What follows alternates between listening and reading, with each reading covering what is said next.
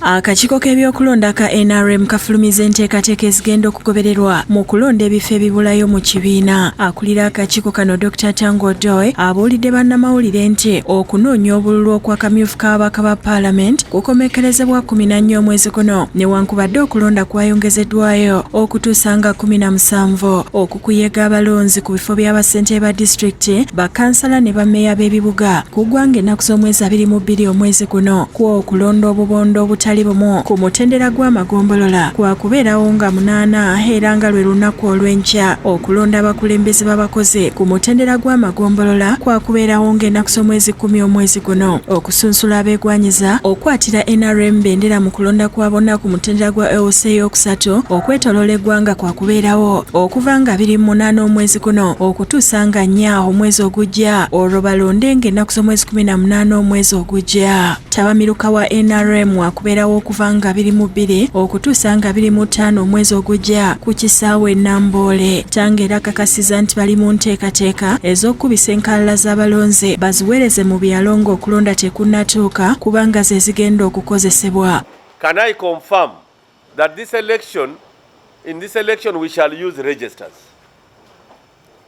Those registers will be audited thoroughly and then sent to the villages. Era tetwagala omuntu yenna yeeralikire ntajjako mu register bwebanga yalimu naye bw'oba teweewandiisa totawaana. Okusobola okutambuza obulungi okulonda, abakulira ebyokulonda mu disitulikiti ez'enjawulo bagenda kukyusibwa olw'ensonga nti waliwo abalondesa abaatandika okwekobaana n'abeesimbyewo okubabbira akalolo. We are going to review registers throughout the country starting today at 2 p.m. So all complaints about registrars, all details given to us by sources of information we use will be used to review registrars. Where we find the registrar will be replaced, we already have a back staff. We already have staff who will replace them. Tangeera ayogedde ku bitundu okuli Bwamba County ng'eno okunoonya akalulu kuyimiriziddwa olw'omu ku beesimbyewo okukubibwa pressure nga kati ali mu kujjanjabwa mu ddwaliro lya Aga Khan.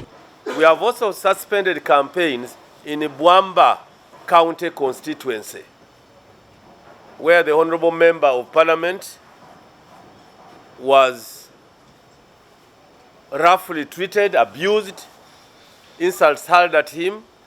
His pressure level went high and is now admitted in Aga Khan Hospital in Nairobi.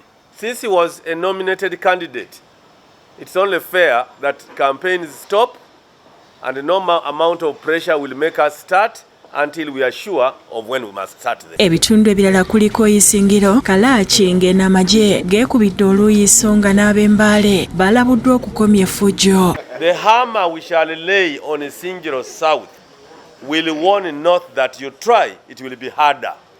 Even Bukanga will fear.